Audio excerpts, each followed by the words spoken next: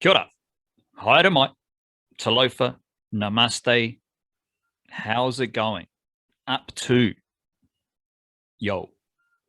What's crack-a-lackin'? This is the Niche Cast, and we are here to deliver plenty of Super Smash Aotearoa cricket chat. Super Smash has been going on over the summer amongst Black Caps Test cricket, amongst Ford Trophy, amongst Halliburton Johnston Shield, and we now have finals cricket in the Super Smash.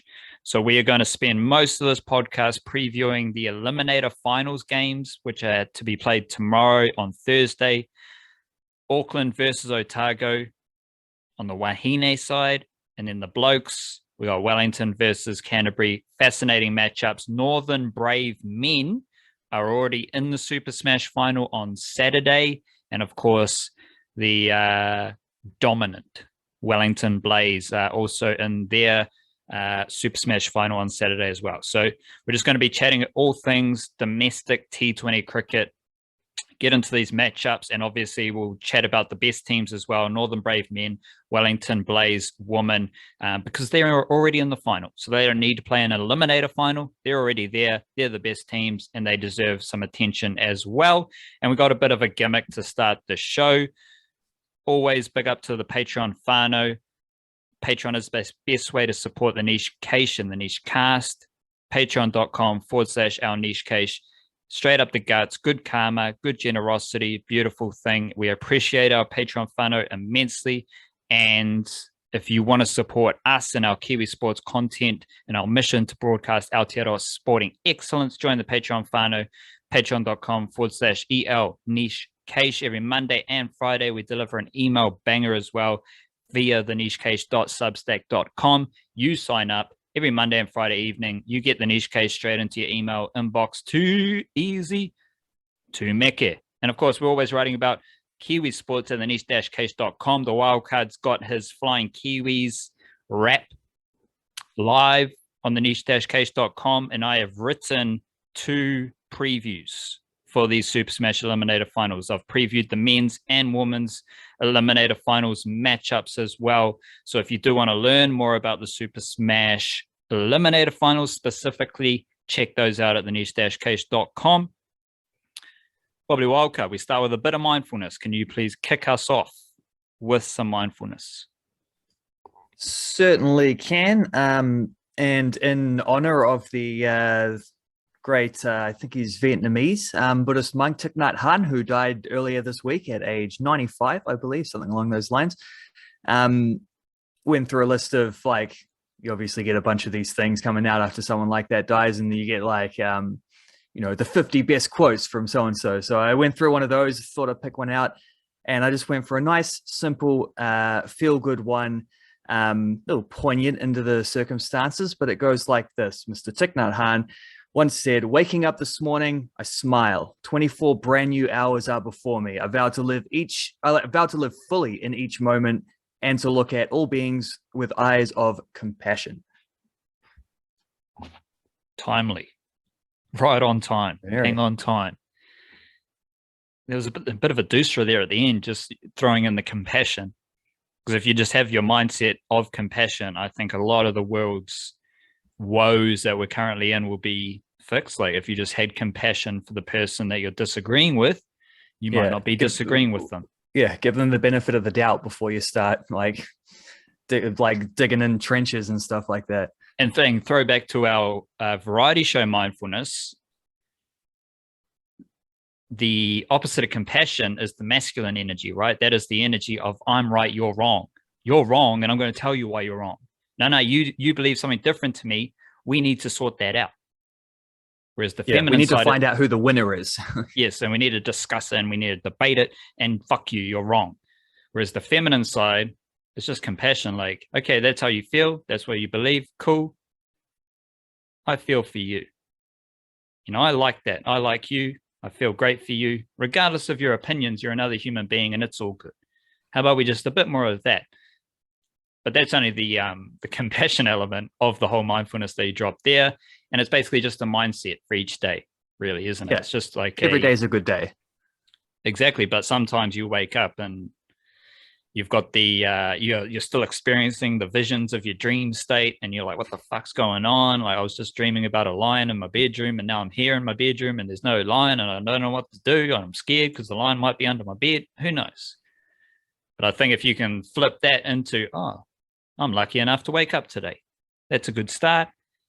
And I've got 24 more hours to go about my business and just enjoy the life here on planet Earth. Yeah, like there's the thing that Stephen Adams often says when they ask him, like one of those generic things, like, "Hey, Steve, how's it going?" Just at the start of like an interview, he'll be like, "Well, you know, still above ground, it's all good." It's a slightly more morbid way of saying the same thing, but he says that all the time. The one thing reading that being like my contrarian self is I'm like, well, what if you die before the 24 hours are up?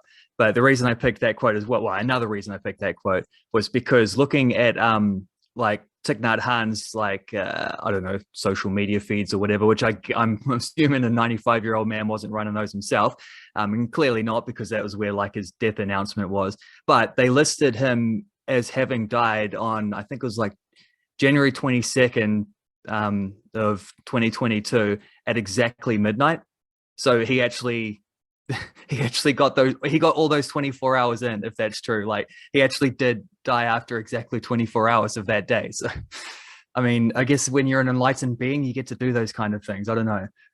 22nd in 2022 is also a lot of twos. That was also that's why I also mentioned that as well, as the 22nd of the month. Just on the Stephen Adams thing, like what's more morbid? Him saying still above ground, still chilling out, still alive, that's all good, or how's it going, Steve? Yeah, fucking today sucks. Yeah, exactly. Which is more morbid, you know? Like one is like just pure gratitude for being alive. The other is morbidity in the purest form, really. Yeah, well, it's a yeah. No, that's exactly right. There is this compared to the idea of like waking up and smiling and being like, there's 24 hours ahead of me. One's looking forward and one's looking like, one's saying I am alive, one's saying I'm not dead, but they do ultimately mean the same thing. No, but this is more about like the generic question. Like, how yeah, are you? Compared to what else he could have said, yeah, he's still a long way ahead of that. Because people either say just good because they don't want to get into how they actually are, or they elaborate on how shit they are and no one really cares. So both of those answers are kind of morbid, because one's completely suppressing your feelings and emotions. The other is not showing a whole lot of gratitude or, you know, empathy for yourself. Yeah. Both feel equally as morbid as each other, as opposed to just a bit of gratitude that you're alive, that you're here, you're above ground, still kicking, all good. Yeah, and when you're not above ground, you're feeding daisies and helping out the cycle of life continue beyond you. So fair enough. Yeah, or you're just swimming or swimming. Sure, you could be, or you could be flying ashes through the air or something. I don't know. Or you're alive and you're flying, alive and you're swimming. You could be doing those as well. You could be below ground but still alive. You might just be like a miner or something. Yeah, I wonder if Stephen Adams is like a miner one day and he's like, fuck. what would you say if someone, how are you going, Steve? It's like, well, I'm below ground, but it's still a good day. It's all right. We've got a little gimmick here to start the show, and we just want to run through some of Aotearoa's national teams and try and sum them up with one word. And this stems from, I think I labeled the All Whites, New Zealand's national football team, as the most exciting national team from Aotearoa. And we're trying to extrapolate that out to other national teams. We'll start with the All Whites. Quite an easy case for them to be the most exciting team.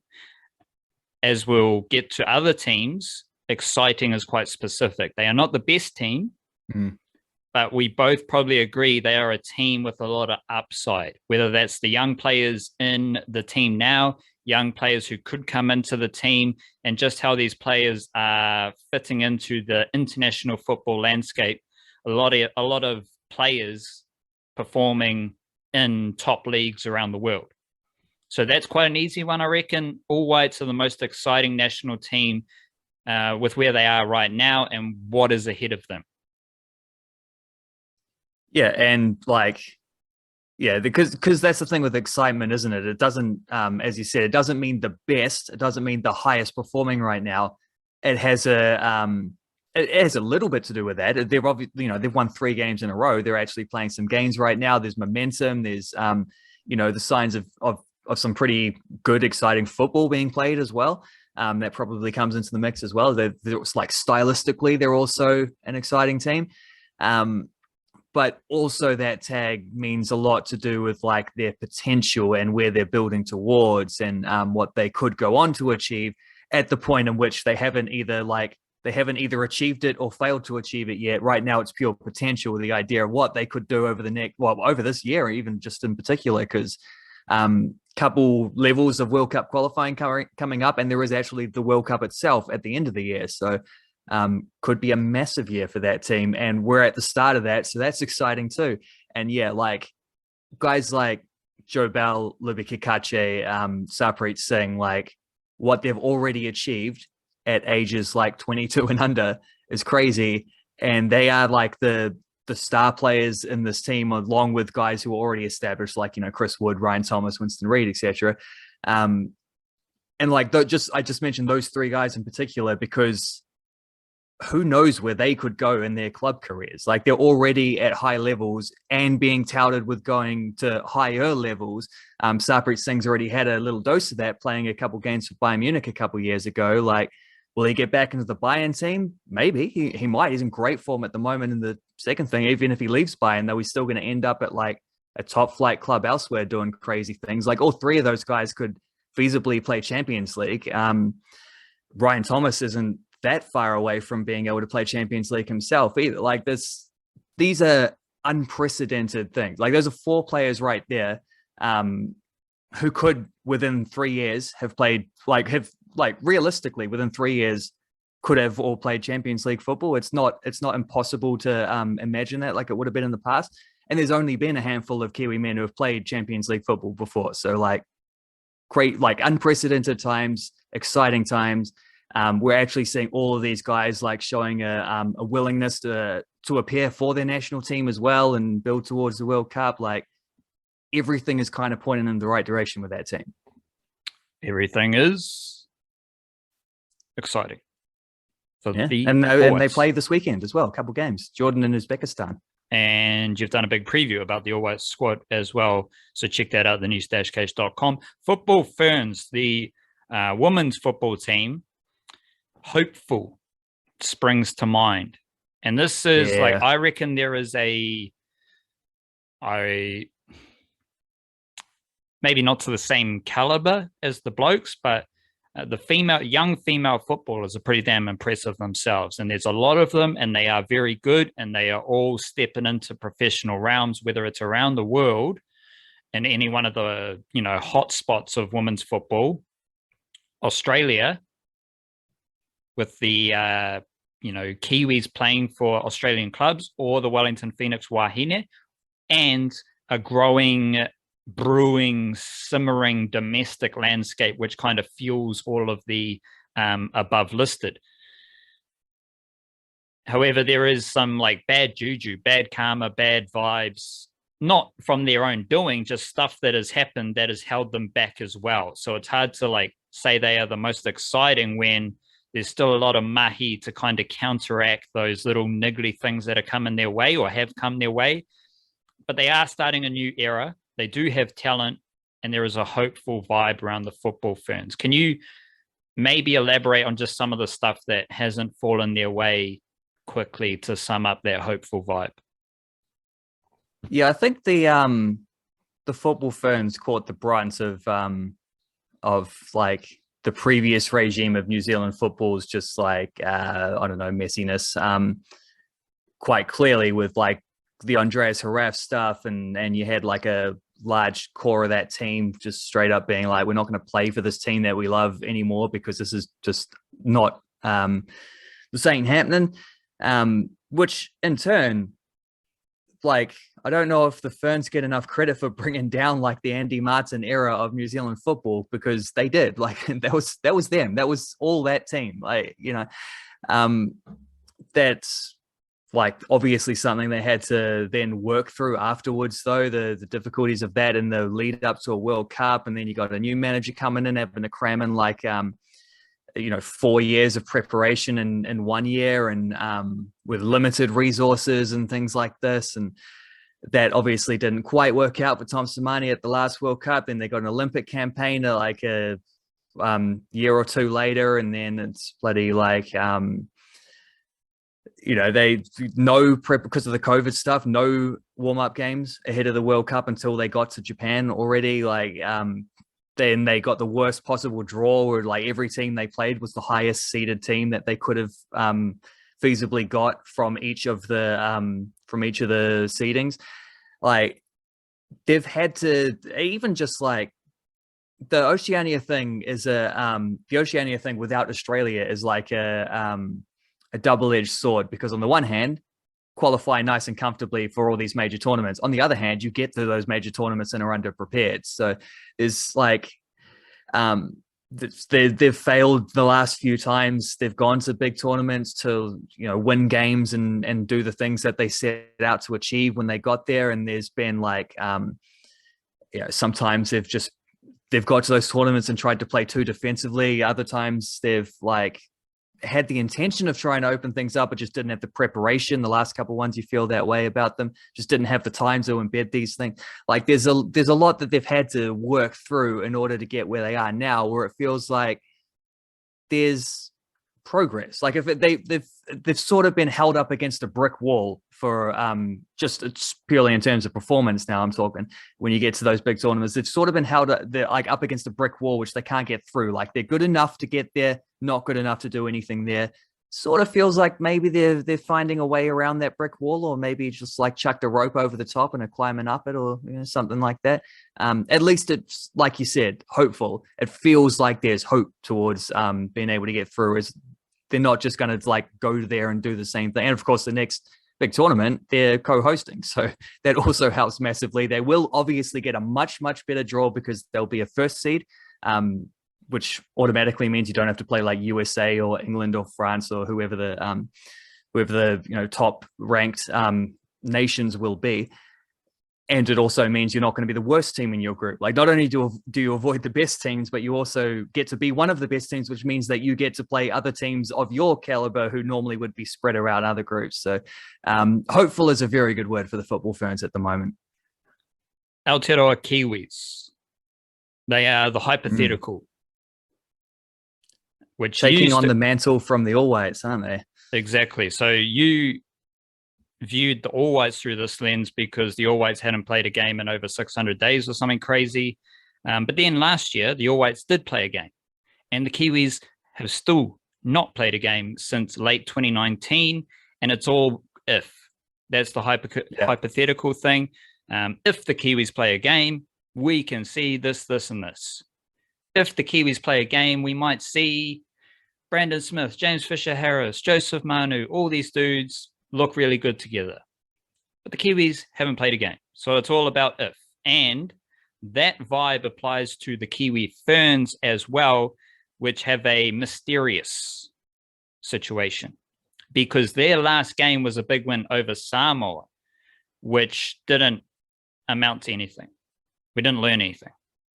It wasn't like, what's this team capable? What's the standing of Wahine Rugby League in Aotearoa? We didn't really learn anything.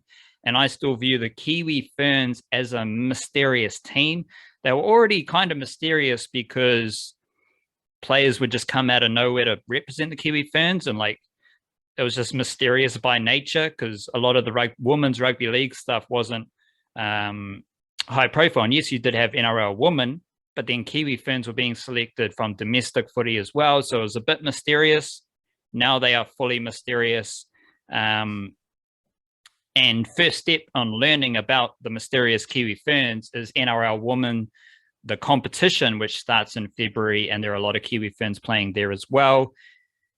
Kiwis, again, it's all if. It's if they play, we'll get this. If they did play, we'll get that. Like all that stuff applies there. Any like quick little nuggets about the rugby league stuff? We'll move through this a bit quicker, Walk. Well, there's nothing to say about the team of mystery because they're a team of mystery. So the Kiwis what I would say is that when the All Whites were in this situation, it was like, yeah, again, it's if hypotheticals, like if the All Whites played a game, imagine how cool it would be to see like Joe Bell and Libby Kakache and Sarpreet Singh and Chris Wood and Ryan. Well, Ryan Thomas hasn't played for them recently through injury and club situations, but like chuck him in as well in the hypotheticals.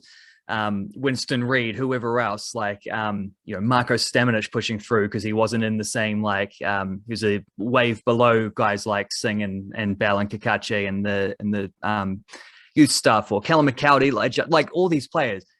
And it's the same, exactly the same deal with the Kiwis. You could list two squads that are excited. Like you can do similar things with the All Whites now. Like since the squad was named, Stefan Marinovic got squad for the weekend. Stefan Marinovic got COVID, had to pull out. In comes Matty Gould.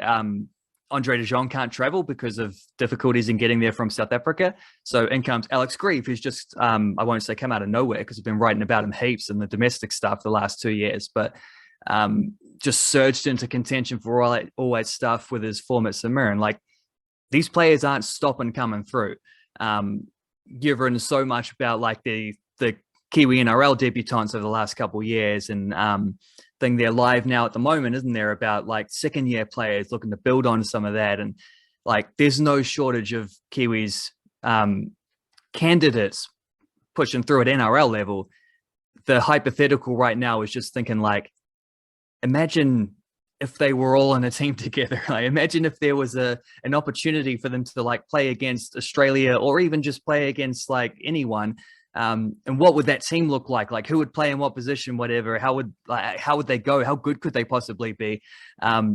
What I can say is this is exactly where the All Whites were a year ago.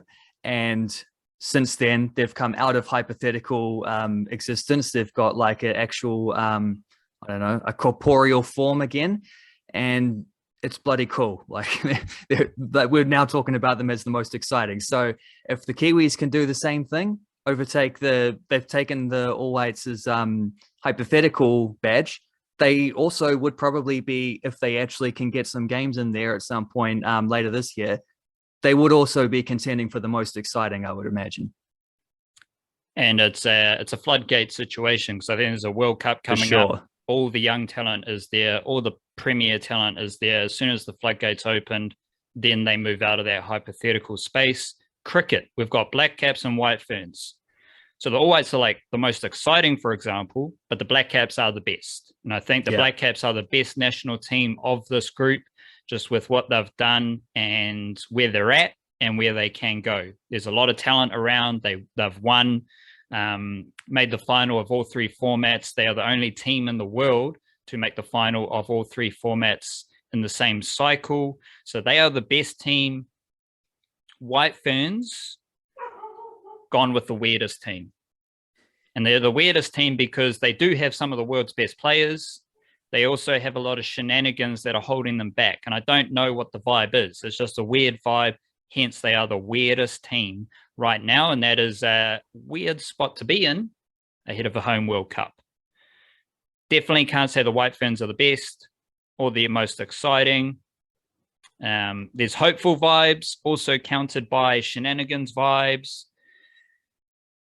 There's not much mystery. Like they're 2-15 in ODI cricket, for example. Like facts speak for the facts. The mystery is with the shenanigans. It's like, why are there shenanigans? That's the mystery. But they are the weirdest team. So any quick little cricket notes there? Yeah, I think the difference between being weird and hopeful is that it sort of feels like I don't know the football ferns have had too many self-inflicted shenanigans. They've definitely had to deal with a lot of shenanigans, but a lot of them have been out of their control. And then B, I guess, because they're both coming towards a home World Cup. One is in a couple months, one is next year.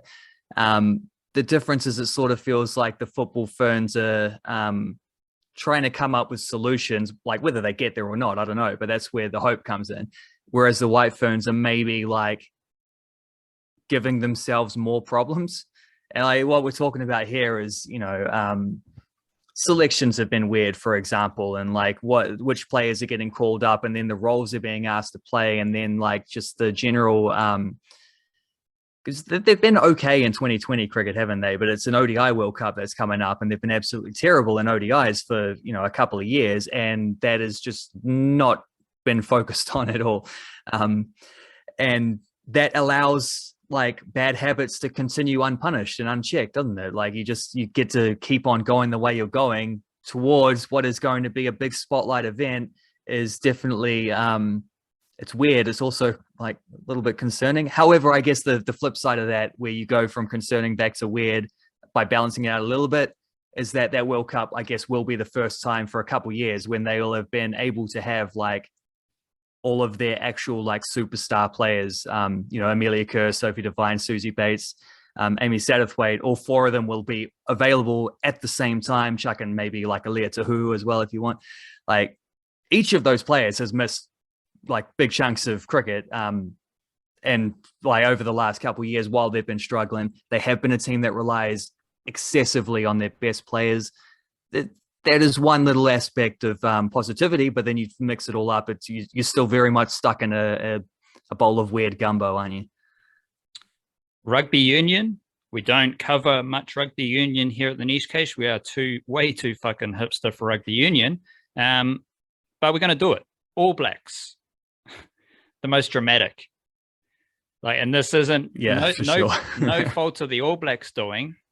It's just how they are reported on and covered in Aotearoa. They are the most dramatic. Like they just have dramas where there are no dramas. And for a nation that loves the All Blacks, Aotearoa is a nation that likes to whip up drama about the All Blacks as well, which is very strange in itself. And along the surely the only like rugby union national team in the world who could score 50 points one week and then have people like the next day in the national paper calling for the coach to be sacked. Correct. Black Ferns have a similar vibe. They are the most unprepared national team. And I say that because we've already seen Black Ferns didn't quite, live up to the expectations of New Zealand rugby. Little bit of coaching niggle, bit of dramas around the squad and, welfare and all that stuff. The Black Ferns are unprepared for the rugby scrutiny. So they are the most unprepared team because, like, we cover men's and women's sports the same. However, we do that outside rugby union. When you step inside rugby union and you're the Black Ferns, you're moving towards the most dramatic territory with the All Blacks because that's how you're going to be covered by the mainstream media and the general media in Aotearoa. And you want that coverage because, you're fizzing to get, equality and everything even and, women's rugby, fantastic. But they're unprepared for the scrutiny that the All Blacks get. And that's going to be a fascinating situation, how these cultures intersect and how they relate. I do have another women's team coming up towards a home World Cup as well, aren't they? Later on this year is phase 1, 2, 3. There's a cricket one, Women's Cricket World Cup coming up in about 3 months or 2 months or something. Women's Rugby World Cup coming up at the end of the year on the other side of winter, and then Women's Football World Cup coming up. I assume it's mid next year, so mid 2023. There's a big 18 months and interesting positions that all those teams are in. It would be amazing if like the Women's Rugby World Cup was the least like impactful across Aotearoa, the least buzz, the least like performance, the least like just impactful. Because I think there's a lot of, football fans around Aotearoa. There's a lot of cricket fans around Aotearoa, but the narrative, the mainstream media narrative is rugby, rugby, rugby, rugby, rugby. Whereas I think maybe these 3 World Cups, you're going to see, Kiwis love a bit of football. Kiwis love a bit of cricket as well. And women's cricket's pretty decent in Aotearoa. Women's football is pretty decent in Aotearoa. All these female athletes have a lot more choices than just rugby or netball. And we won't do netball in this because we might do basketball World Cup. We weren't prepared for this. Oh, there's an idea. Yeah. But I did have Tall Blacks and Tall Ferns. I don't know too much about these teams. So just quickly, we don't need like massive explanations for both, but can you think of a term to describe the Tall Blacks, the men's basketball team, and the Tall Ferns? Because let's be honest, women's basketball, men's basketball, both better than netball. Like, it's a subjective opinion, but yes.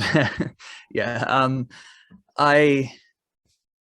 I don't know. I'm thinking on that one because we did have some good Tall Ferns basketball at the Asia Cup late last year, and they were they were promising without being like without achieving anything beyond what they were expected to or anything like that. They do have a few like pretty exciting young players, and they're obviously led by the Ledger Walker sisters. There is a feeling that they're a team who could like be ready for their spotlight coming up soon. Like you give them a little bit more time. Let Charlize Ledger Walker in particular grow as a leader. I think in those kind of situations, it's a lot to ask like I don't know how old she would be, 20, 21-year-old to be like the star player on a national team tour like that. When before she's not like, she's been the youngster just first getting into that sort of scene. And then here she is like expected to be the go-to, and every other team is going to be targeting her. I'm not sure what a good word is for I think that, I've got though. it for Like, both. I think I got it for both. I have an idea for the Tall Blacks, but So- where are you going with this? Tall Ferns, I've got the most futuristic team because Yeah. they are the team Yeah. that gives us a glimpse into the future, because they tell the story of the changing New Zealand sports landscape where far more girls are playing basketball. Basketball is one of the hottest sports in New Zealand. Girls now have a choice between netball and basketball. Like women's basketball is far more high profile now than it was 5 years ago, 10 years ago. And I think the Tall Ferns, yeah, sure. Like, as you said, a young team, maybe not the best team right now, but they're going to get better in the future. And they are, showing us what the future might look like for Aotearoa sport, where you might have a basketball team that is far more high profile than netball, maybe. Tall Blacks, I've gone underground, the most underground team. Because, again, basketball is hugely popular in Aotearoa. A lot of secondary schools tournaments, all those tournaments are growing. National League is growing. All these things are growing. And I don't think people are aware at how deep and talented and the spread across the regions that you get with some of the talent. Like, you're getting guys from the South Island, you're getting guys from regional North Island, like the big cities, small cities, all the talent's coming. They are It's not just everyone from Rangitoto College or whatever anymore. They're competing at a high level, whether in Australia, Europe, or Stephen Adams hasn't played for the Tall Blacks, but he's obviously in the NBA. And I just think the Tall Blacks are a team that have a lot of their boxes ticked, bases covered, but I don't think people are too aware of that. And I think that's why they are the underground team. So we've got Tall Ferns futuristic, Tall Blacks underground. You said you had a word though. I like futuristic for sure for the Tall Ferns, because they do feel like, as you said, a team that represents like the shifting of the culture. And if you look at like because that Asia Cup team didn't have all the best available players. It was just the players who were available during a pandemic, difficult travel situations and stuff like that. So like, but when you look about if you're picking like a perfect Tall Ferns team right now, a lot of the best players, and it's not just the Ledger Walker sisters, but a lot of the best players are in college. Like, that was also a futuristic thing. Wouldn't say that for the Tall Blacks, but that's just because they've got like a senior core that's been doing stuff for them for a while. I was leaning towards impatient, just as a team that's had a few opportunities pulled away for financial and COVID reasons recently. And you just get the feeling they're like fizzing to get back into it. Those guys would absolutely like love and like thrive upon an opportunity to get back into Tall Blacks camp. But yeah, that's not too far away from underground as well. In what you're saying, like they're kind of similar things. One could Both say come that along with not getting opportunities or recognition. Like one could say that we are underground, and you try and be mindful and you try and live in that higher state, but you can't do that every moment of the day. We're underground and we're also a bit impatient. Yeah, like they do go hand in hand. They go hand in hand, don't they? So I thought that's a nice list. I like that list. Good work, fun. Righto, Super Smash. On the back of that White Fern stuff wildcard, I want to chuck up this women's eliminator final between Auckland and Otago, because I think it tells the story of women's cricket in Aotearoa. Shout out to Wellington. They are fantastic. They have not lost a game in the Super Smash. They are 10 out of 10, 10 wins from 10 games. Otago are 8-2. Auckland are 5-5. Wellington obviously have their, Sophie Devine, Amelia Kerr, Maddie Green, Jess Kerr. They've got the White Fern stuff covered, but they also have a fantastic crop of young players. Georgia Plimmer is 17 years old, and she's batting with a strike rate over 100, which is really impressive. Zara Jetley, slow spinner. Manika Singh, slow left armer, who's got a bit of funk to her. So Wellington are definitely the best team. They have the best high-end talent. And in keeping with Wellington cricket, they have the best young talent as well. So that's Wellington already in the final. Otago and Auckland, let's get into some of the nitty-gritty of their season. Auckland are 5-5. And Otago are 8-2. The last time these teams played each other, the Otago Sparks won by 10 wickets. And there was another comprehensive victory in their first game. So that's how the thing is. Well, that's their matchups. Otago have better veterans: Susie Bates, Katie Martin, Hayley Jensen, Kate Ibrahim, and they also have far superior young players. They have 4 bowlers under 25 years old who are in the top, 15 for wickets in the Super Smash. And they also have Polly Inglis opening the batting, and she is 25 or 26 years old, and I think she's third in Otago runs in the Super Smash. However, Auckland have the young White Ferns. They have Fran Jonas and Molly Penfold. Auckland have also been graced with far more development contracts than the Otago Sparks. Fran Jonas received back-to-back development contracts. Bella Armstrong received back-to-back development contracts. Molly Penfold's got a contract. Sky Bowden also received a contract. None of them are among the best Super Smash performers, whereas Otago's young players are among the best Super Smash performers. So this matchup tells the weirdness of women's cricket in Aotearoa perfectly. It tells the story of how weird women's cricket in Aotearoa is, because New Zealand cricket, the players they are telling us are the best youngsters in Aotearoa are not the best players in the Super Smash. And Otago's young players are the best players in the Super Smash. However, Eden Carson, she is the only one to receive a development contract, and she received it in 2020. She didn't get another one in 2021, while Fran Jonas has received back-to-back contracts. So, and Otago's the better team.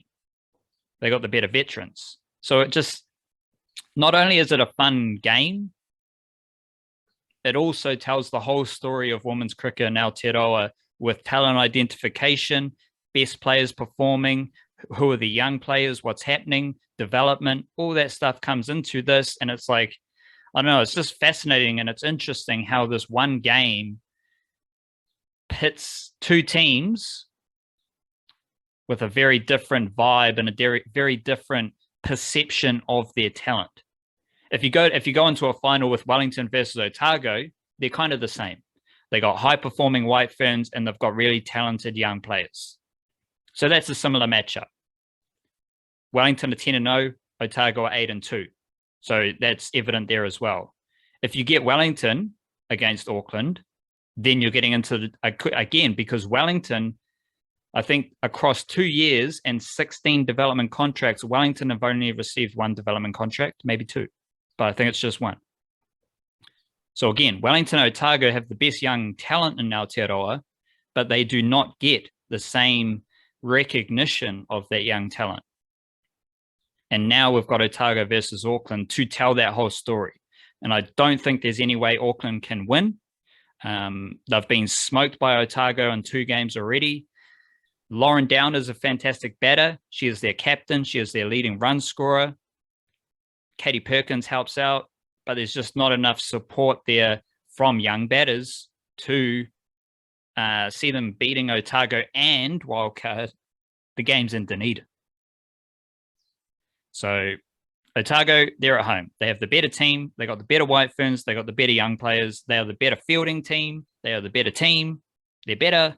They should win, I think. I would love to see, though, quickly, I would love to see an Auckland young player step up and win the game for their team. Fantastic. That's the better, like Fran Jonas competing for a White Ferns World Cup spot. Now is your time. Semi-final in the Super Smash. Lots of eyeballs. Pressure on. If Fran Jonas or Molly Penfold wins the Super Smash Eliminator final for Auckland, fantastic. That is beautiful. There's nothing to suggest that's going to happen, though, because they haven't done it yet. And Otago is just a far superior all-round team. So that's kind of how this game sits. Yeah, and to be fair, like, it was Wellington and Otago throughout the whole round robin stage, wasn't it? Like, it wasn't a scrap to get, like, those two are competing for first place, and everyone else was competing for the opportunity to play whichever one of them didn't get first place. Because if Otago's only losses, their only losses came to Wellington. Exactly. Yeah, I was just going to say, figuring it out. If Wellington are 10-0, they've won all their games. If Otago are 8-2, they've only lost twice. For one team that they would have played twice won all their games. So yeah, which means Otago swept the ball with anyone else. So it's not even necessarily like Auckland aren't good enough to. It's just Otago are better and have been better against everyone else that they've played who aren't from Wellington. So yeah, but it does feel. Because I think in the men's competition, the eliminator final was extremely tasty, whereas in this one, it sort of feels like we know what the final is going to be, and that final is going to be very good. Like, if Otago do progress, I mean, if Auckland's springing upset, that's going to be great. Like, that's just going to be great entertainment. But most likely, Otago are the team that look significant favorites, and we're sort of probably Got to have an eye on the final against Wellington, because that is the expected outcome. It gets a bit sketchy though if you got one eye on the final for your eliminator final. That's where your banana peels. Like Otago, they do have good leadership. They got Susie Bates, they got Katie Martin, Kate Ibrahim, Hayley Jensen's experience now. So Craig Cumming, coach. That is a weird aspect of the Super Smash, is that you'll have Otago's coach and Katie Martin, Otago player, commentating on another game. I think that's just one of the quirks of domestic cricket in Aotearoa. But I say that because Craig Mackay does it too. Hamish Bennett does it too. Like, yeah, but you don't have the coach. You don't have the coach-player duo though. No. And Craig Cumming, we know he's a very serious broadcaster. He's done a lot of work to climb up the broadcasting tree, and at the same time, he's climbing up the coaching tree. And so it's good for him. Good mahi from him. But I say that because there's a lot of veteran cricket savvy people there to keep, a young team on track. And there are 6 Otago bowlers in the top 15 for wickets. And you only need 5 bowlers, right? And the X factor I wrote about was Hayley Jensen. She took 4 wickets in her first game, left to Australia, and then she took 3 wickets against Auckland and 2 wickets in her next game. So she's bowling pretty quick by the looks of it. And is the weapon in that bowling unit. And then you, of course, have the 4 bowlers under the age of 25, Eden Carson. Sophie Aldershaw looks like she's bowling leggies, but she bowls off spin most of the time. And then the seamers, you've got Molly Lowe and Emma Black in that Otago Sparks bowling unit. So definitely think Otago should win. And then it does set up an Otago-Wellington matchup, which just epic women's cricket, high-end White Ferns, fantastic young talent as well. But again, we don't have to worry about White Ferns context because it's been made pretty damn clear nothing that happens in domestic cricket relates to White Ferns selection. White Ferns selection is solely predicated on a group of selectors that are responsible for building a team that is 2-15 selecting the team, like that's just a weird one. So take out the White Ferns context and it's just a really interesting story of women's cricket in Aotearoa, let alone a funky matchup. If Auckland Hearts are to win, who are the players that could stand up? Sachi Shari has looked in good form over the last few games, and she's been scoring at a high strike rate as well. She's a young player, but of course, she doesn't have a development contract. She's never been recognized in that way. So, again, fantastic talent identification by New Zealand cricket. But she has looked like their best batter outside Lauren Down and Katie Perkins in recent games. So watch out for Sachi Shari. And the only Auckland bowler in the top 20 bowlers is Arlene Kelly. And the best Auckland bowlers are Arlene Kelly and Holly Huddleston. Again, no young bowlers. But the young bowlers are the players who get all the honours, who get all the recognition. So that's an interesting thing there for the Auckland Hearts, sorry. Let's go to the Blokes here wildcard. You mentioned that this was a tantalising matchup. Just fantastic cricketers all round. I don't think Henry Nicholls is playing for Canterbury. So I think he's out, but I think you've still got Tom Latham, Daryl Mitchell as far as the Black Caps go. And Canterbury have Henry Shipley as second for wickets. Ed Nuttall is third. You've also got Matt Henry and Todd Astle as fantastic bowlers. I think they are top 20 for wickets in the Super Smash. The fifth bowler for Canterbury, that is a interesting little spot. Cole McConchie hasn't been as good as he usually is. So you might find that Wellington look to target Cole McConchie because what Canterbury usually do, fantastic seamers. Then you get McConchie and Astle in the middle stages. They tie it up. And that makes them a really good bowling unit. But McConchie has been slightly off. Not much, just slightly off to what he usually is. So that's a little pocket for Wellington. And I also think Wellington's batsmen might like the Canterbury seamers. Just like the links they hit Finn Allen. Like we've seen Kartini Clark blaze Ed Nuttall. And Ed Nuttall's a good bowler, but he does bowl like a heavy length and into the wicket. And I think that's what Kartini Clark likes. He likes pace on the ball. He likes to play the pull shot, the cut shot, ramps, drives down the ground, all that shit. Who does all that better?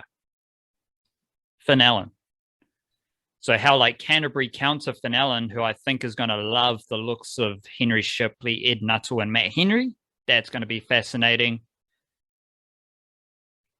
Then again, Wellington have Devon Conway, Michael Bracewell, leading run scorer Michael Bracewell. But we'll get more into Wellington in a jiffy. Canterbury batting lineup, Chad Bowes has the most runs for Canterbury. Tom Latham's got the highest batting strike rate for Canterbury. Daryl Mitchell's fantastic.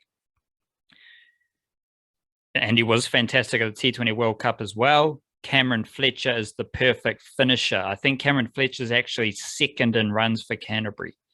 So that is crucial as well. He'll come in around 5 or 6. Hit the most sixes as well, by the looks of it. Most sixes, Cam 19. Fletcher, there you go. And if you're looking for a wicketkeeper battle, I'd feel more confident about Cameron Fletcher scoring Super Smash runs than Tom Blundell right now.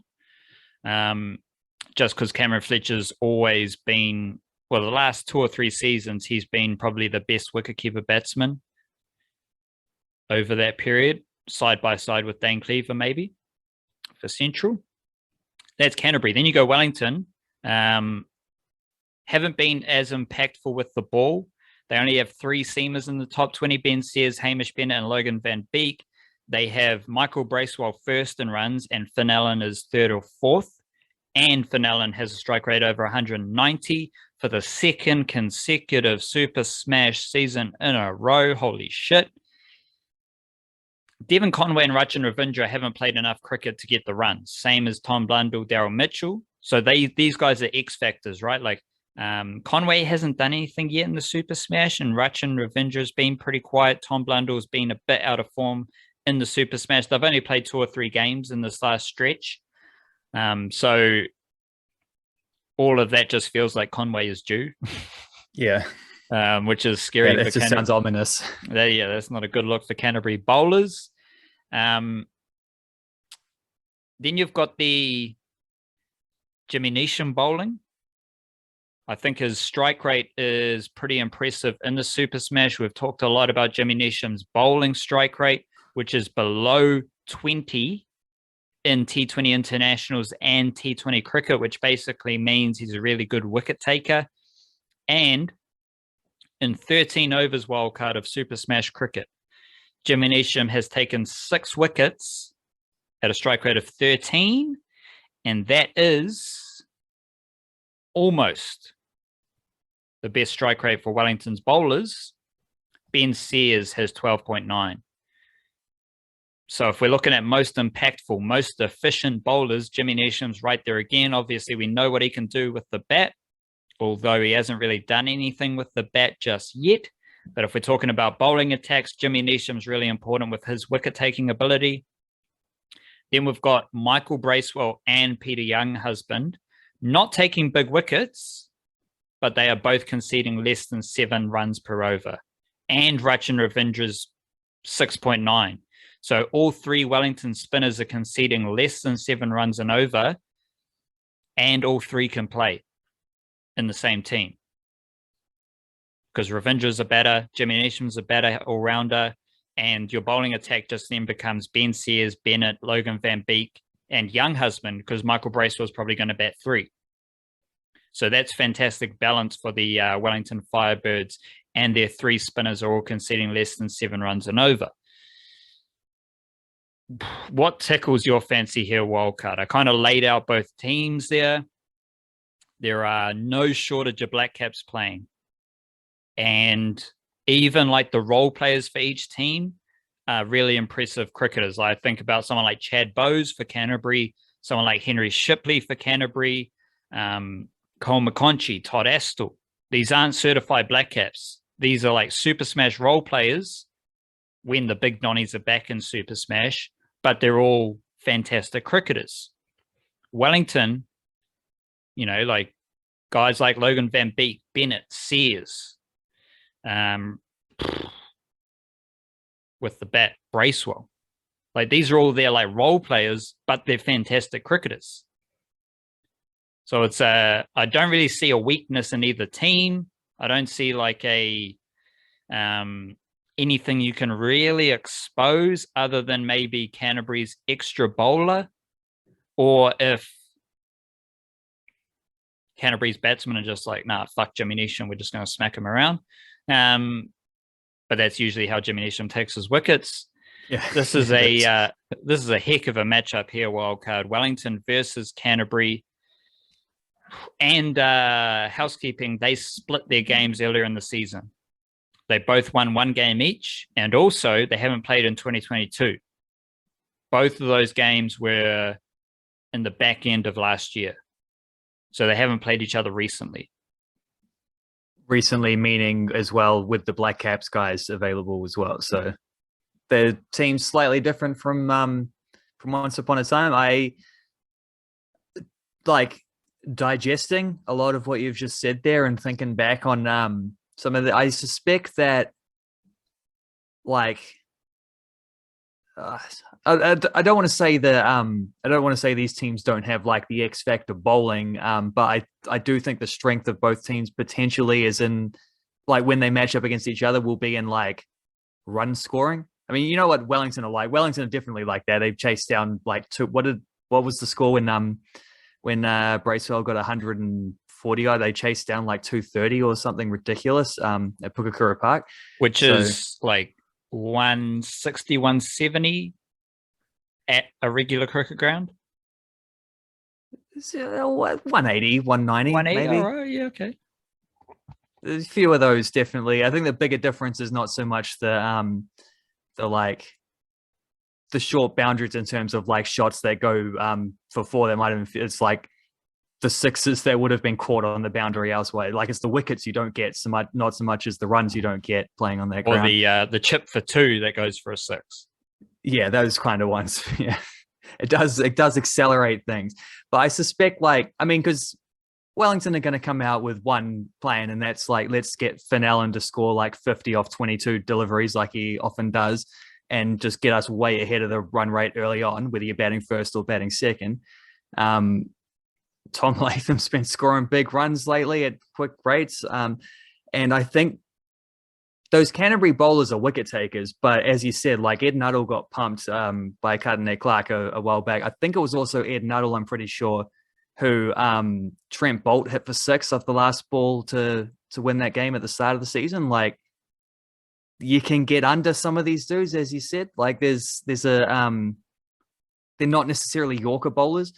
I'm looking at, because when you say something about the economy rates, I'm looking at the things on the Super Smash website that they list like all the different little statty things. One of them is best economy rates. Adam Milne is number one with 5.5. That's sort of typical Adam Milne areas. But then after that, it goes Freddie Walker, East Sodhi, Todd Astle, Peter Younghusband, Mitchell Santner, Anaru Kitchen, Joe Walker, then a little bit of Matt Fisher, and then Glenn Phillips. That's like 8 out of 10 top 10 economy rates for the season are from spinners. Like you'd sort of, Younghusband and Astle are amongst them, who are probably going to have important roles in this. For that, I can see that being a big factor, is like which spinner gets tonked more, and whoever doesn't is going to be able to like slow things down. Because I'm expecting like as soon as you make predictions and stuff, you run the risk of looking mental. But like I expect, as I'm leading up to here, this to be probably a high scoring game. I'm thinking like 170 plus sort of thing with the scores here. I then sort of, if the spinners have been the dudes who have been the ones able to like restrict scoring throughout the season for across the teams, because there's a wide scope of dudes there represented, like I can see that also being a decisive factor in this. And that's interesting, because I don't think that Todd Astle or Peter Younghusband or chucking a Michael Bracewell or Cole McConkey, whoever, like the guys who are going to get the spin overs, those are not the first names you look at when you look at the bowling lineups for these teams. And often, though, I think in 2020s, I reckon we saw this a lot at the last World Cup as well. Like it's often those fourth or fifth bowlers can be the decisive ones in an innings, because everyone else you might have sort of like a solid 6 or 7 RPO, but if you can take that fourth guy for like 4 overs at 40 plus, like that can be the difference in a run chase. So that's all, like add that all together. That's just like, this is why this is a tantalizing matchup. Like, you got big names, but you also got two teams who are probably going to try play some big cricket too, like high strike rates and risking wickets and really going for it. So that's eliminator final gold. I suspect I'm going to have to set the. I don't have to set the alarm for it. It's on the nice comfortable time, but like mark it on the calendar for a day's time, whatever. I don't know. There's been a lot of spin and a lot of seam movement on the Super Smash pitches as well. Like these aren't flat decks. Like these are like nibbly decks. Like just the amount of like spin the spinners are getting off the pitch, the amount of grip they're getting off the pitch, and seam movement as well. Because that's that comes to mind is I've seen a lot of these spinners, like the leggies, for example, Astle, even someone like Blake Coburn, who probably won't play in the eliminator final, but he's a lefty leggy. Aditya Ashok, Ish Sodhi. These dudes are spinning the ball both ways. They are spinning their leggy and they are spinning their wrong'un, and they are getting a bit of action if they do bowl a flipper or if they do bowl a slider. And then we saw most recently Joe Walker, arguably the best spinner in the Super Smash right now. Arguably the best spinner for Northern right now, but that's a team thing because Santner's fantastic, Sodhi's fantastic, and they all fit together. They all play their role. But Santner's also been really difficult to get away. And I think just a lot of these spinners, like Astle's got 10 wickets, RPO of 6.38, strike rate of 21.6. He's effective. And I think all these spinners are enjoying the benefits of pitches that have a bit in them. And then the seamers, like we're seeing a lot of nip, a lot of movement that is quite hard to hit as well. I think a lot of what you're getting at is a stylistic matchup. Because Wellington play cricket a certain way. So if Canterbury are batting first, they know they're going to have to get at least 150 plus because Wellington are going to come out guns blazing and put the pressure on. And if Wellington bat first, they're going to put up plenty of runs, or at least try to put up plenty of runs. And how they do it is in the power play. So that's obvious. You got Finn Allen and Devon Conway open the batting. Whereas Canterbury, on the other hand, like Chad Bowes does go hard. What Chad Bowes, 263 runs at a strike rate of 146. He goes pretty hard up top. You know, and I mentioned Latham has the highest strike rate, 176. Daryl Mitchell's strike rate's 161. Like these dudes are giving it a fair old tonk for sure, but I think the Canterbury style is a bit more slow and steady. Whereas I think they're more like spread the striking across the game. Whereas Wellington are very, like, just the players they have. Finn Allen smacks the ball around all parts against anyone. And Devon Conway, if he gets going, always scores freely as well, which then has me thinking, what are some tricks that Canterbury could do in the power play to nullify Finn Allen and Devon Conway? Because I think that's kind of the biggest aspect, like biggest pocket in the game. For sure, yeah.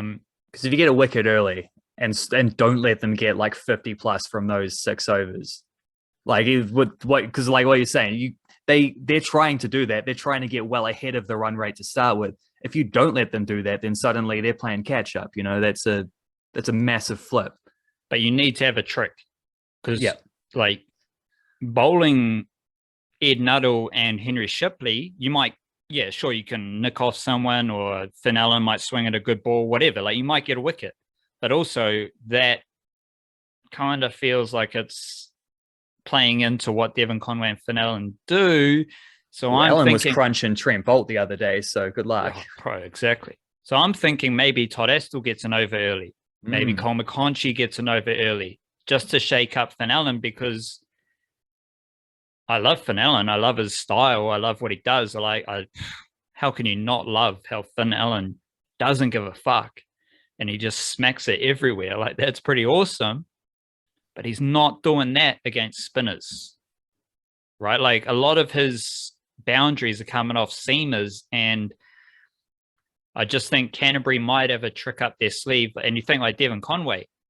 What does Devon Conway like to do? He likes to whip it off his legs. He likes the cover drives. He loves crafting it through gully and point. That all requires pace on the ball.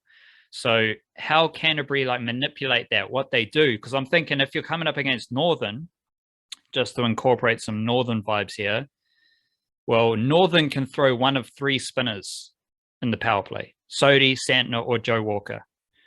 And they have Trent Bolt. And they have Tim Southey, and of course, their best seamer, Anurag Verma. Like, there's a lot of tricks there that they can do. Whether it's 2 Black Caps bowlers who didn't come off against Finn Allen, fair play, or Verma, who's got more tricks. He's got a bit of craft. He's got nibble. He's got swing. He's got all that. And then you've got the 3 spinners who you can chuck in to do a job and trouble the opening batsman in the power play. So like that's an example of how I think like Northern have the personnel to get creative with how they stop an opponent, which will be Wellington or Canterbury in the final. Canterbury kind of have it. They do have Todd Astle. They do have Komakonchi. And I'm just curious what they could do. Do you see any other like scope for tricks from either side, like little things they might try to nullify the other team's, to nullify what the other team does best, or keep a limit on what the other team does best? And I say that, wildcard, because one of the NFL things we keep hearing is that the best coaches take away what the other team does best. And I'm curious about how that idea applies here. One example is what Canterbury can do to shut down Fenelon and Devon Conway up top,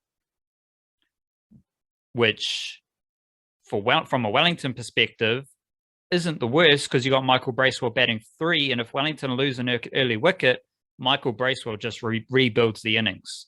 And that is a nod to one of the best, excuse me, that is blasphemous. That is a nod to Aotearoa's best leader, Michael Bracewell, not one of. So he's perfectly equipped for that number 3 role. Any other tricks you can see, any other little bits and pieces that you want to throw up, or even just ask me? Well, that game the other day when Wellington played Northern and Fenelon did get off to a bit of a blinder at the start. And I think it was Bracewell as well, wasn't it, who complimented him a lot. But they both got 60 odd. Actually, I'm looking at the scorecard. They were 1 for 100 just before Fenelon got out from inside 9 overs, and they ended up being bowled out in the last over for 167. So like, there's maybe some like that. You got to take some encouragement. Canterbury looking at that is like, even in a game where Fenelon did go off and look like they were going to be scoring like well over 200, just Northern continued to pick up wickets along the way. And maybe, as you sort of hinted at, like someone like Tom Blundell coming in from the test scene is maybe just a little fresh at the moment. Rachin Ravindra exactly the same. And then perhaps there's a little bit of a long tail if those guys aren't delivering like middle order runs. So there could be like a soft underbelly to that extremely explosive Wellington batting lineup. And then like Northern paced their innings quite nicely, actually getting runs from Mitchell Santner, which is the first time in ages I've seen Mitchell Santner actually looking like dominant with the bat. It was lost the ball to see. He did. He put one through the bloody the cricket museum window, didn't he? And also on the Northern thing is, I don't want to say it's like just after you mentioned on the podcast the other day of Tim Seifert's low strike rates, because that's not the first time we mentioned that Tim Seifert has been struggling to keep his strike rates up. He hasn't got a like massive score, I don't think, in the last couple. I think he did get 50 odd 2 games ago, though, didn't he? But he's had a couple good efforts with like high strike rates, looking to be aggressive. Like they're getting back to the Tim Seifert that earned his way into the Black Caps in the first place. So those are both good signs for Northern, who aren't the team we're talking about here, but will be. But just quickly on Northern, like you mentioned, what they could do from a bowling perspective and staying in the contest. And I think I think it was Henry Cooper mentioned it on the mic.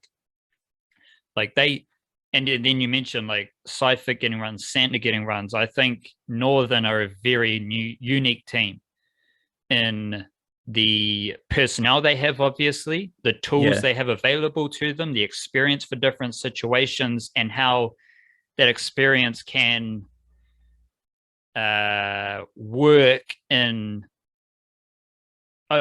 over the course of a game. Because you need those experienced players to be able to say, like, yeah, Fenelon might get off to a hot start, but this is what happens in the next 10 overs, and we just have to stay in the contest. Yeah. That's a certain like grit. That's mental one wicket toughness. Away, boys. We're 1 wicket away. Yeah, and just like knowing that, like Trent Boult smacked around in the first, stanza by Fenelon, comes back, decimates the Wellington tail order.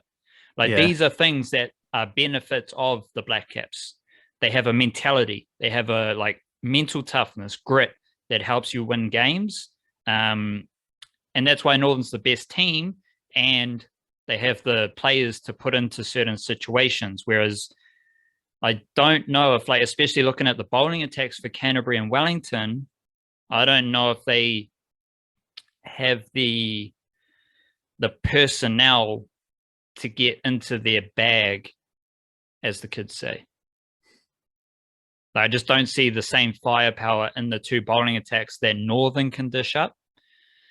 And it's just going to be interesting to see how that plays out. It's, when you think about it, it might come down to the best bowling attack.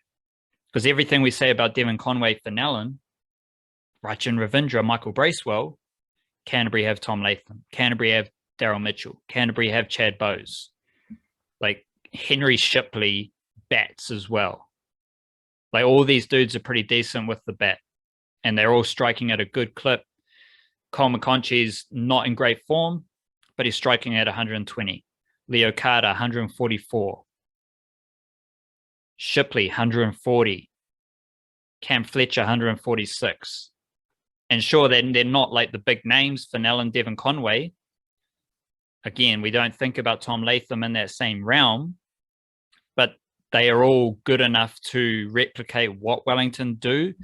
So I'm thinking, throwing it back to you, I think this is a matchup of bowling attacks. And because when it's about batting, it's about bowling. Because it's about which. Well, you can't separate them, can you? Yeah, because if it's about batting, then it's one. The other team is bowling, if that's the case. But it's just an idea to say that the best bowling attack will limit what the batsmen do. And I'm curious how that plays out, because I think the bowling attacks are actually quite even, but they're different. Yeah. Yeah, especially when you're also chucking in like a Daryl Mitchell into the Canterbury bowling attack. They do have like I mean, they've got good options because Mitchell can bat. I don't think Astor's as good of a 2020 batsman, but he's not going to be coming in at 11 or anything like that. Obviously, McConkey is getting good. He's batting in the top middle order.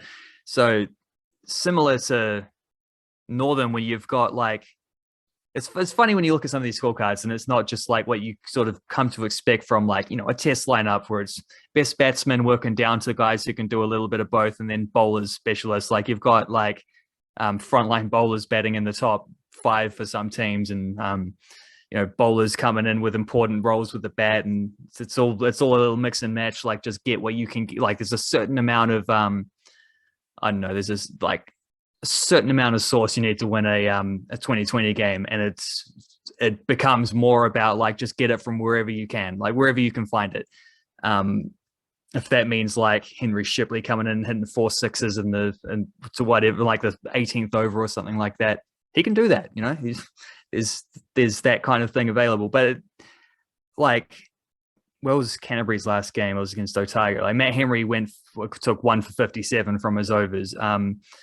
Like Shipley took 4 for 23, so fair play there. But we've said Nuttall get pumped. I think Mitchell is a better 2020 bowler than he has gotten credit for in the last couple of years. It feels like he doesn't bowl much for the Black Caps, but he was often like a very good death bowler for Northern before he went to Canterbury. So, but like it's bringing it back around to something you sort of said at the start of what we're talking about here. Like it feels like Canterbury's bowling attack is a little bit of like, they could rip you to shreds, or you could get on top of them and put them under pressure and score a lot of runs. Like it could go a little bit of either way.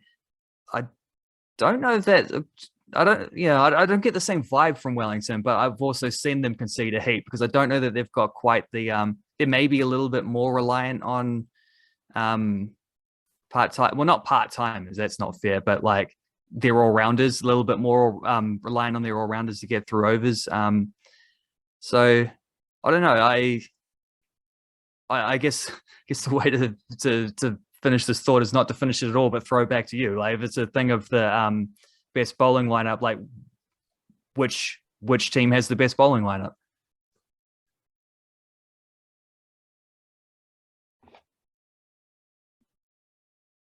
I reckon Canterbury.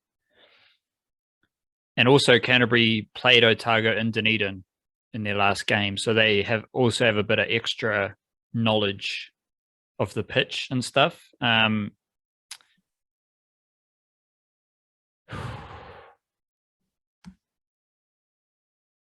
The Wellington bowlers like Ben Sears, fantastic. Hamish Bennett's wily veteran. Logan Van Beek goes pretty hard as well. There's just a. Does it feel like they're one seamer short, like a front line seamer short? No, because they got the three. Like, it's not about how many seamers or spinners you have. Like, it's just what your personnel is. And like, Northern have 3 spinners that are all worthy of first 11 selection, and then you go from there. Canterbury have 2 spinners who are worthy of first 11 selection. Yeah, they can chuck in Blake Cobbin if they want to.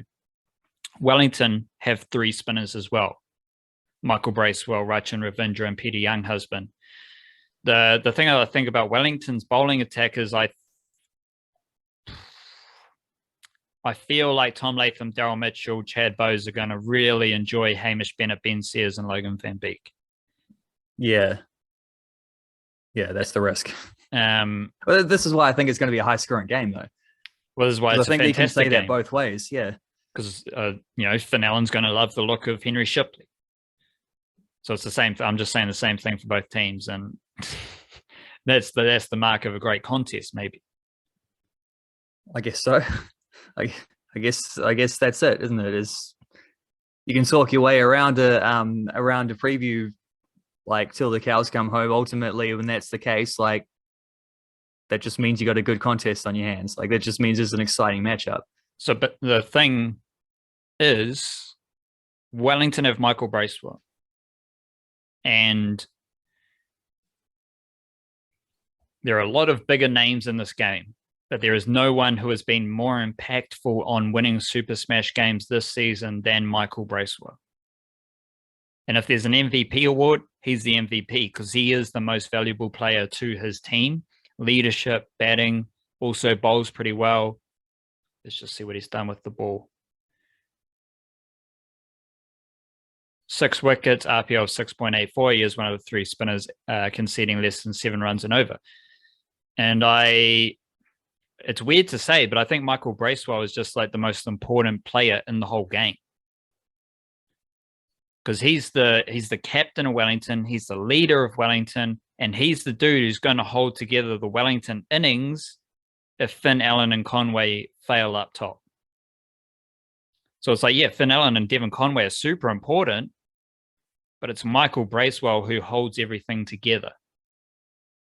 And then his calm demeanor with the ball, making the right decisions as a captain, bowling the right, bowling overs when he needs to, using himself and rotating his bowlers. Like, I don't know, there's just a feeling within me. I'm kind of struggling to put it into words, but it's just a feeling where my intuition is telling me Michael Bracewell is really important in this game. And it's weird because there are big black caps. You've got players like Ben Sears, Henry Shipley, fantastic young talents, but the funkiest player, I think, is Michael Bracewell. Yeah, I mean, his match-winning innings go beyond that one as well. It's, as you said, he's the top run scorer. He's been delivering, and that role of having someone like that who obviously can score at a very high clip, but also is like is capable of. I guess it's almost not even a style thing or a personnel thing. It's just like the confidence a team would have of, and not even just the team. You can probably pinpoint this like all the way down onto Finn Allen being like, this is where the freedom for him to bat like he does comes from, is knowing that if he gets out, it's not a major setback in their innings because that's still got Devon Conway and Michael Bracewell then batting in that case. Like that's the next partnership. Sweet, like you're all right. You're okay if that's the case, which in turn allows him to go out there and potentially like try and win a game by himself just with X factor batting. Who wicket keeps for Wellington? Oh, obviously Blundell. Sorry, Blundell, I guess, if he plays, yeah. Because Finn Allen's been a wicket keeper. Yeah. Devon Conway's been a wicket keeper before, yeah. How is that? Fenelon's been the Wellington Super Smash wicketkeeper for most of the tournament. Devon Conway was the Black Caps T20 wicketkeeper. World Cup. Yes, he was. He was for more games than not. Yeah. And Tom Blundell's the Test wicketkeeper. Yeah. So you've got the Wellington wicketkeeper, the Super Smash wicketkeeper, the T20 World Cup wicketkeeper, and the Test wicketkeeper all on the same team. That's pretty cool. Rightio. Cracking games. I think the men's game is at 12 o'clock on Thursday, and then the women's game is the 4:30ish game. So it's a bit of a flip there. So cool. And then the finals are on Saturday. Women's one is in the afternoon. Men's one is at like 7 o'clock at night. So that's cool as well. Big it up to the Super Smash. Funky game of cricket coming up over the next 3 days. I'll try and do a final preview on Friday as well. I've done the Eliminator final preview this morning, so check that out. And then there's also, after the games on Friday, ahead of Saturday, I'll do a final preview for the men and women. That is the Niche Cast. Stay beautiful. Big it up to yourself. Love each other. Bit of compassion. And how about maybe just waking up tomorrow and just looking forward to the 24 hours graced to you by the higher beings. Chirp.